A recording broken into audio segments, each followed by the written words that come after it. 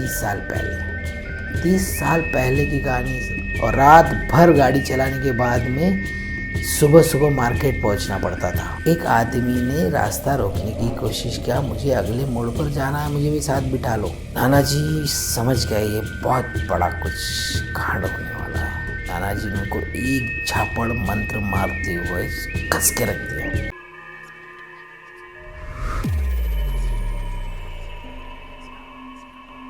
नमस्ते दोस्तों, मैं भानुदास आपको आपके अपने चैनल पर स्वागत करता हूँ कबीरा मिस्ट्रीज पर।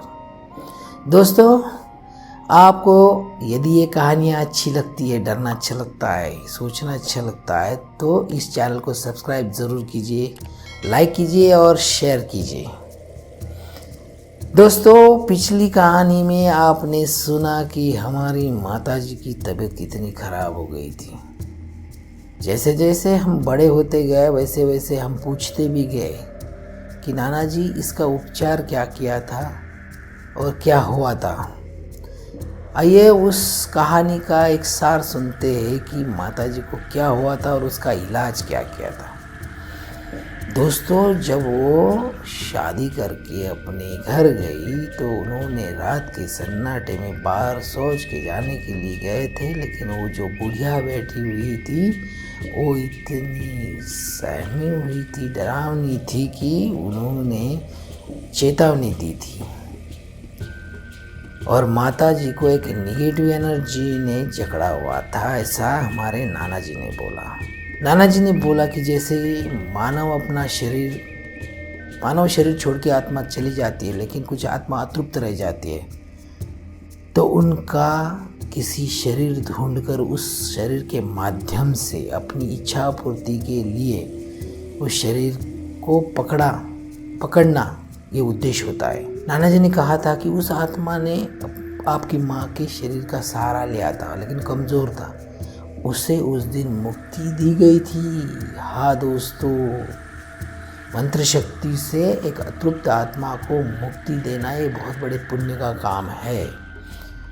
जब वो आत्मा चली जाती है तो बहुत सारा आशीर्वाद भी देकर जाती है। दोस्तों, उसके बाद में कभी मेरी माताजी को कुछ तकलीफ नहीं हुई और उस आत्मा को भी मुक्ति मिल गई। ये था पिछले वीडियो का छोटा सा जवाब। तो बने रहिए अपने चैनल के साथ कबीरा मिस्टीरियस। आइए आपका समय ना लेते हुए हम अगली कहानी की ओर मुड़ते हैं। दोस्तों, कहानी का एक सारांश है। नाना जी की कहानी है, नाना जी की ज़िंदगी की। नाना जी खेती करते थे जब कपास का खेती हमारे यहाँ बहुत बड़ी तादाद में आता है।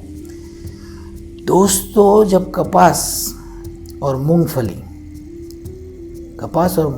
की जब मार्केट में ले जाने की नौबत आती है तो बैलों की बड़ी गाड़ी में लादा जाता था और वहाँ से वो 35 किलोमीटर, हाँ दोस्तों, 35 किलोमीटर दूर धुलिया यहाँ पे मार्केट में जाने का काम करना पड़ता था।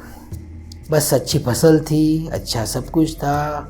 दोस्तों, ये कहानी है, मैं शायद 15 या 16 साल का रहा होगा, आज से 30 साल पहले की कहानी से।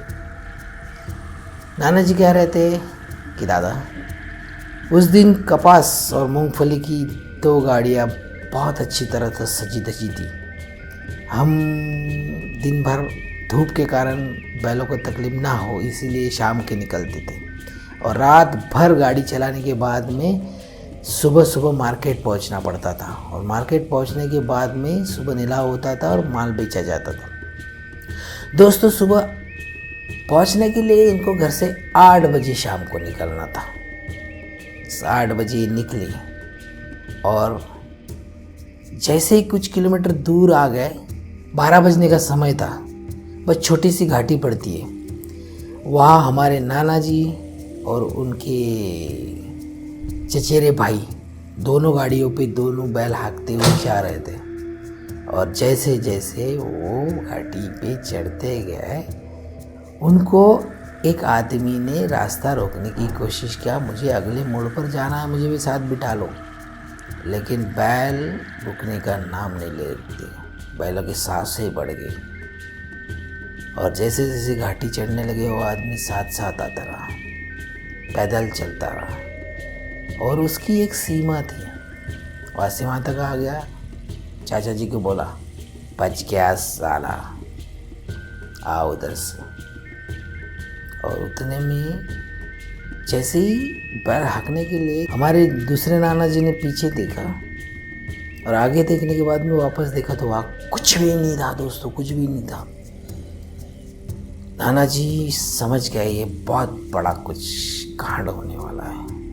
नाना जी ने उनके भाई को कहा, तू तेरी गाड़ी आगे निकाल, मैं पीछे रहता हूँ। उनकी गाड़ी आगे थी लेकिन वो रुक गए, नीचे मुंडी चली गई, ना कुछ बोल पा रहे, कुछ हो रहा है। नाना जी को पता था। नाना जी ने पानी में कुछ मंत्र पढ़ा। जब उस बीच में गाड़ियाँ रोकी गई, गाड़ी खड़ी करी गई, लेकिन नाना जी बहुत डेरिंगबाज थे। वो नीचे उतरने के बाद में कुछ मंत्र पढ़ते हुए गए और उनको एक जोर से झापड़ लगाई। उनकी हड़बड़ाहट के मारे थोड़ी सी हल्की सी नींद खुलने जैसे हो गए। क्या हुआ? अरे क्या हुआ? मुझे तो कुछ पता नहीं। कुछ नहीं, ये पानी पीने के बाद में थोड़ी सी उसको होश आया। उनको बोला, चल गाड़ी निकाल आगे। और गाड़ी निकालते हुए सुबह 5 बजे वहाँ पहुँचे। 5 बजे पहुँचने के बाद में उनके भाई कह रहे, मुझे भजिया खाना है। बात हिंदी में करने लग गए। वो तो अपनी मातृभाषा में बोला करते थे, लेकिन वो जब से हिंदी में बात कर रहा था, क्यों बोल रहा है मुझे? नाना जी समझ गए। जो भाई साहब मिले थे वो इनके शरीर के माध्यम से साथ साथ आ रहे। उन्होंने भजिया की मांग की। नाना जी बोले, नहीं, तुझे भजिया नहीं मिलेगी, चल मंदिर चलते। वहाँ बहुत सारे लोग आए हुए थे। उन्होंने कहा, थोड़ी देर मेरे माल पे ध्यान रखना। नाना जी उनको मंदिर ले गए, भगवान का दर्शन कराया।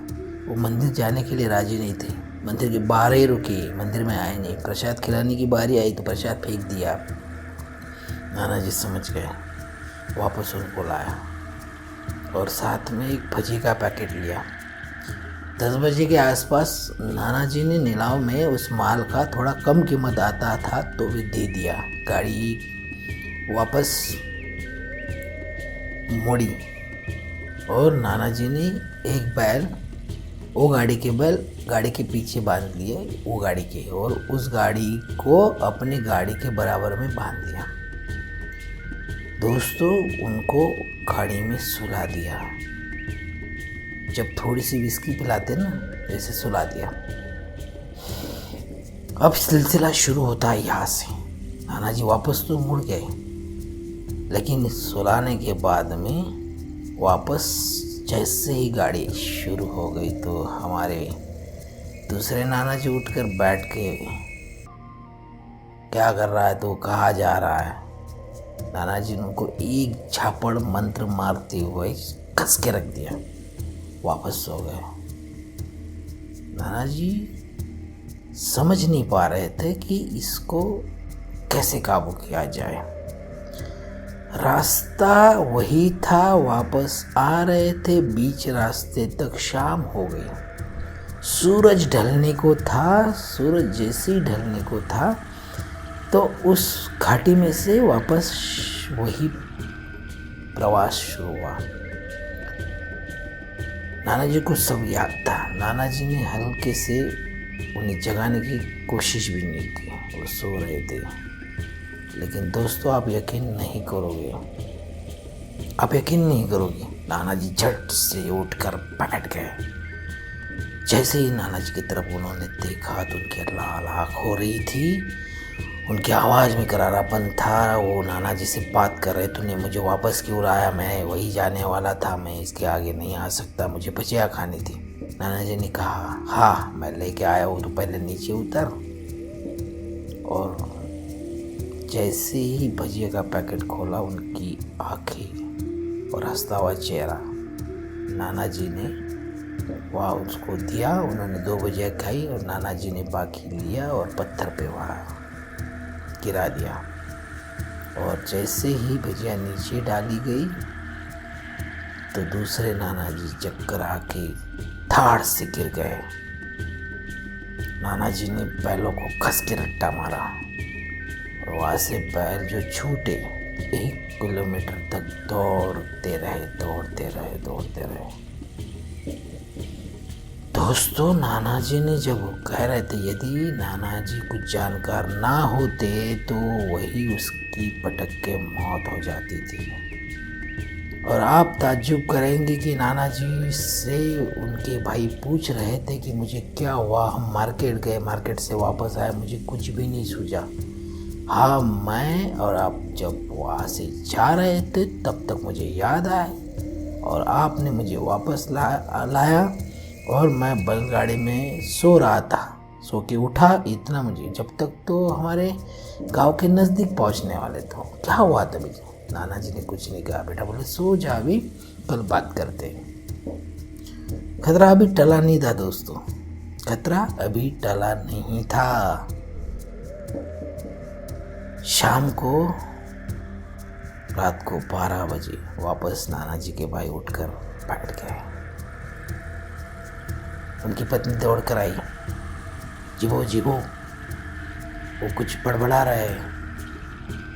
जैसे नाना जी ने वहाँ गया, वापस उनको पूछा क्यों आया है तो यहाँ पर? बोले मुझे भजिया खानी है। बोले मैंने तुझे वो दिया था। नाना जी बोले आप क्यों आए? बोले मुझे इसके साथ में रहना है। नाना जी बोले ये मुमकिन नहीं है, तू तेरा घर में जा। नहीं, तेरे जैसे बहुत आए बहुत गए, मैं यहाँ से जाने वाला नहीं। दोस्तों, आप यकीन नहीं करोगे कि उनकी पत्नी बेहोश हो गई उनका आवाज़ सुनकर, उनकी ये हालत देखकर। नाना जी ने पर नाना जी को बुलाने को भेजा। वो आए। दोस्तों, उन्होंने कुछ क्रियाएं की, सो गए। दूसरे दिन भी क्रिया की, तीसरे दिन भी क्रिया की। जब जाके चौथे दिन वापस मुहूर्त था, उनकी कुछ क्रिया में लाभ हुआ, वापस भजिया बनाई गई और वो ऐसी जगह छोड़ के आ गए जहाँ से वो वापस नहीं आए। और अगले 1 महीने में दूसरे नाना जी ठीक हो गए। हाँ दोस्तों, ठीक हो गए।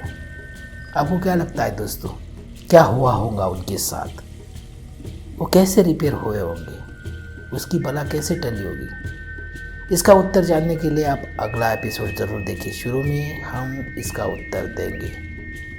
और ऐसी कहानी सुनना यदि आपको पसंद है तो इस चैनल को सब्सक्राइब कीजिए, लाइक कीजिए और दोस्तों में शेयर कीजिए। डरते रहिए। डरना आपको अच्छा लगता है या कुछ रोमांचक कथा आपको सुनना अच्छा लगता है तो हमें कमेंट में लिख भेजिए। यदि आपके पास है तो नीचे दिए गए ईमेल पर अपना मेल भेजिए, कहानी लिख कर भेजिए। आपकी कहानी को आपके अपने चैनल कबीरा मिस्ट्रीज के माध्यम से हम आप लोगों और सब लोगों तक पहुंचाएंगे। दोस्तों, ऐसी इंटरेस्टिंग कहानी सुनने के लिए जुड़े रहें। आप मानो या ना मानो, कुछ कहानी ऐसी होती जो सोचने पर मजबूर कर देती है। धन्यवाद।